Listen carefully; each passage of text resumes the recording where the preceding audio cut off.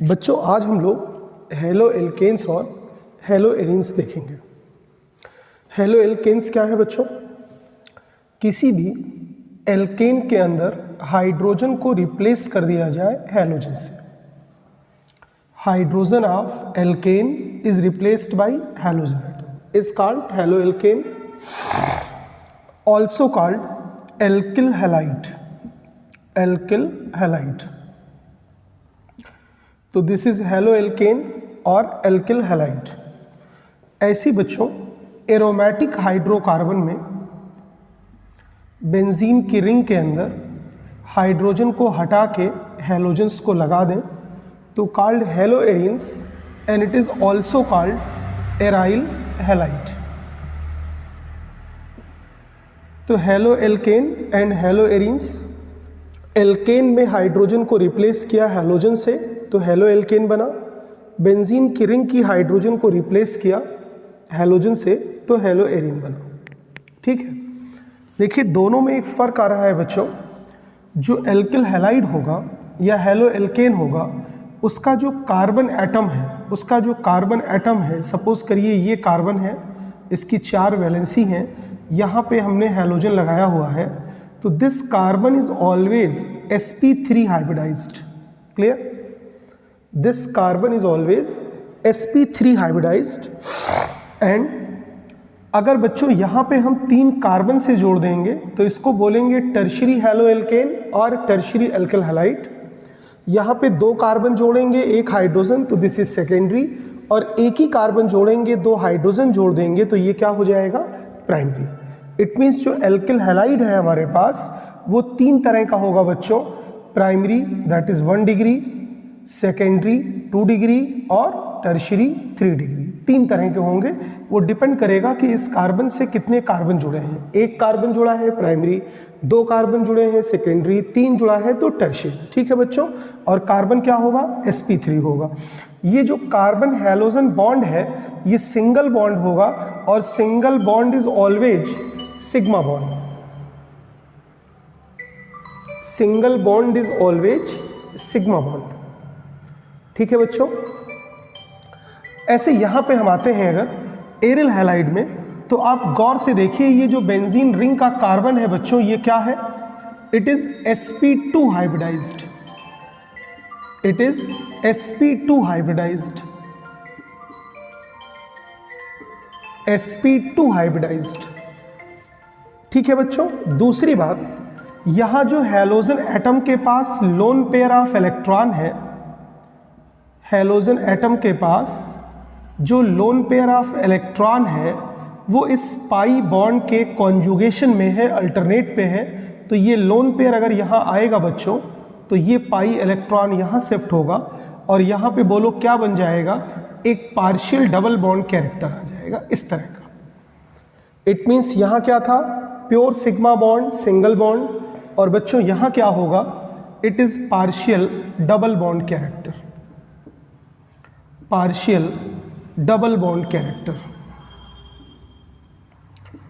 तो हमने आपको हेलो एल्केन और हेलो एरीन का बेसिक जो डिफरेंस था वो बताया कि यहाँ कार्बन हमेशा sp3 होगा, carbon halogen bond purely sigma bond होगा, सिंगल बॉन्ड होगा, और यहाँ पे कार्बन हमेशा sp2 हाइब्रिडाइज्ड होगा और कार्बन हैलोजन बॉन्ड हमेशा पार्शियल डबल बॉन्ड का कैरेक्टर रखेगा।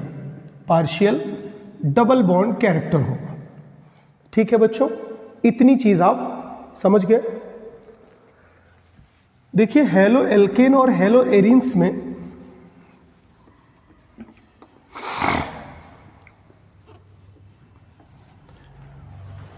जो मेन रिएक्शन है वो बच्चों NSR है। जो मेन रिएक्शन है वो NSR है। NSR का मतलब क्या है? Nucleophilic substitution reaction.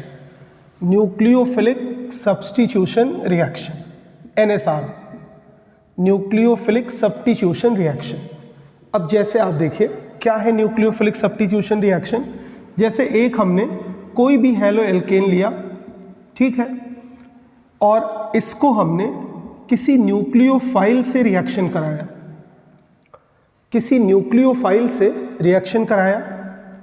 इस न्यूक्लियोफाइल की रिएक्शन से देखिए ये कार्बन हैलोजन बॉन्ड क्या है, पोलर बॉन्ड है, दोनों की इलेक्ट्रोनेगेटिविटी में डिफरेंस है, तो इस बॉन्ड में ब्रेकिंग हुआ और यहाँ पे ये कार्बन फ्री हुआ और इसने न्यूक्लियोफाइल को ऐड कर लिया और यहाँ पे जो ग्रुप पहले से लगा था वो बाहर चला गया।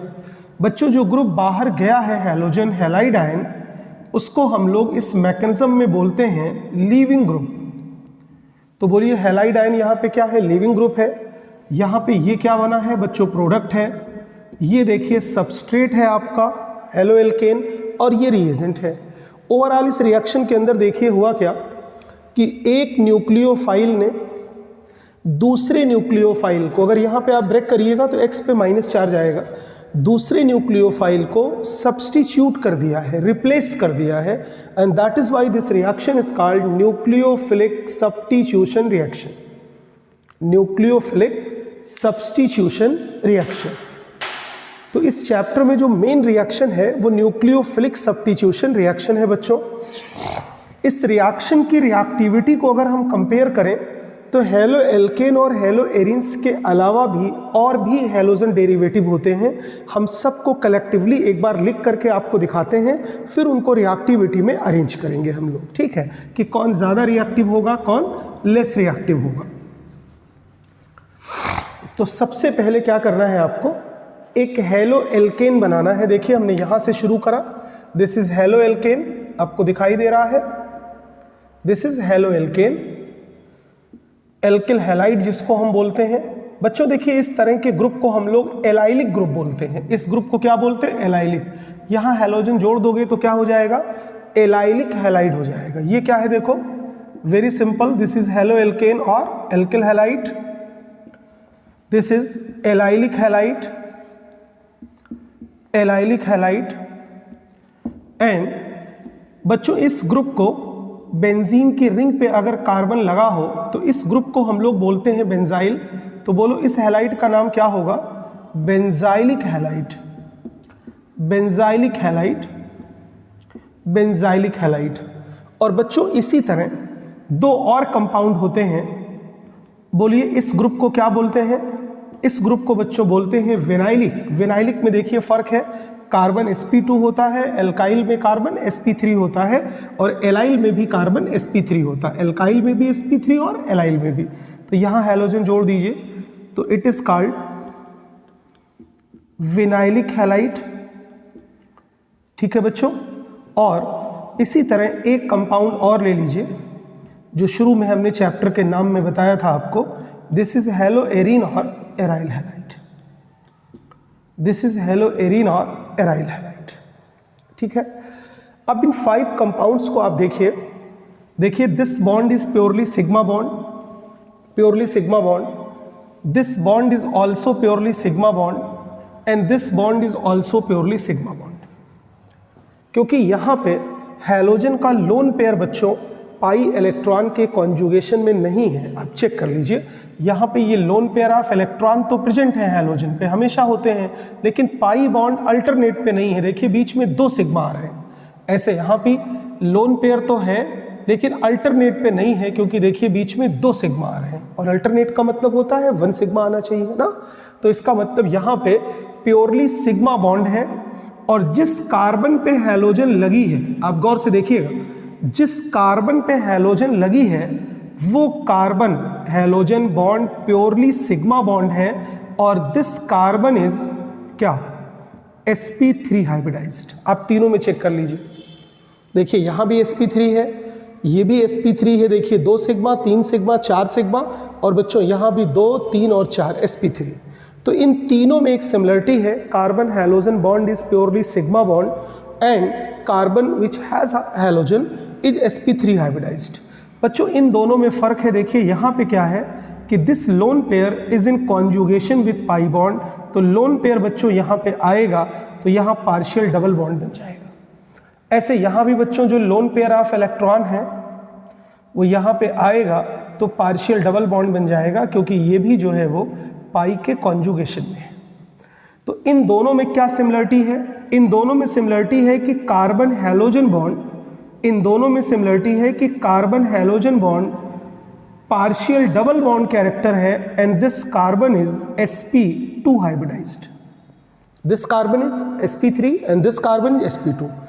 तो कुल 5 कंपाउंड्स हैं बच्चों, that is 1 2 3 4 and 5।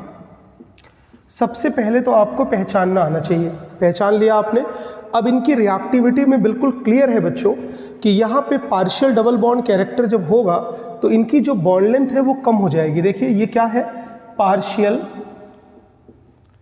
Double bond character है, पार्शियल डबल बॉन्ड कैरेक्टर है।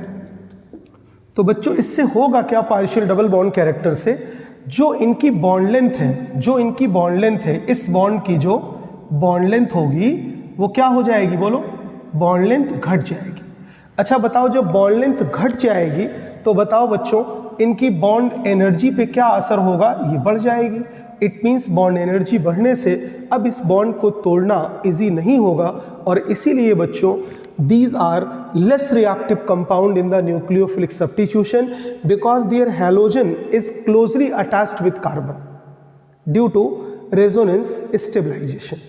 तो आप हमेशा याद रखिएगा कि aryl halide and vinyl halide are less reactive compound due to resonance stabilization.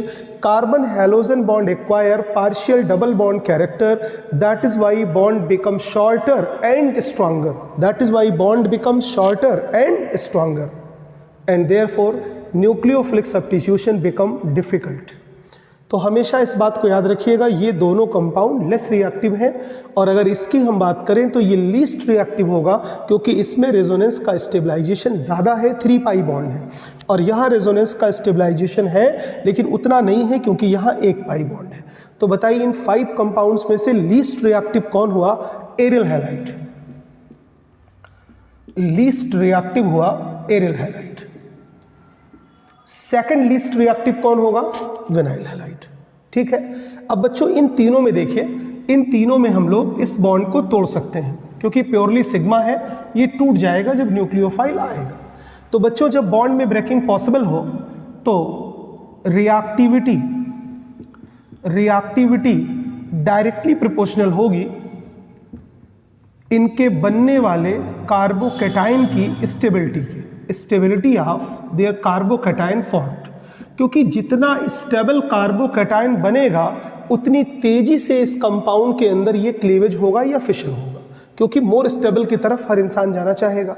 तो हमें रिएक्टिविटी कैसे निकालनी है इन तीनों की, stability of carbocation form.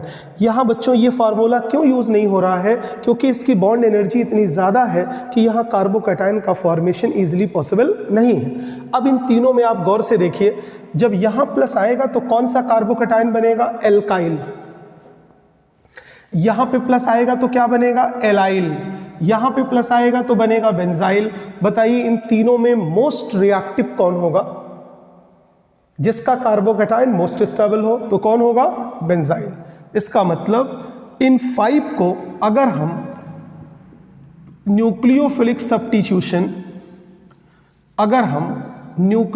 Substitution की रिएक्टिविटी में अरेंज करें तो among 5 compound third will be most reactive due to formation of stable benzylic carbocation. Then बच्चों क्या होगा, सेकेंड। देन बच्चों क्या होगा, first, because these are purely single bonded compound. तो 3 2 1। After that vinyl, that is 4th one, and last में क्या होगा, 5th। तो बच्चों ये रिएक्टिविटी का ऑर्डर है किस रिएक्शन के लिए, न्यूक्लियोफिलिक सब्स्टिट्यूशन रिएक्शन के लिए। तो कुल कितने हैलोजन डेरिवेटिव होते हैं, 5। एराइल और विनाइल की रिएक्टिविटी कम क्यों होती है, due to resonance stabilization they acquire partial double bond character, hence bond length becomes shorter and bond become stronger, and that is why nucleophilic substitution become difficult. Okay बच्चों, thank you.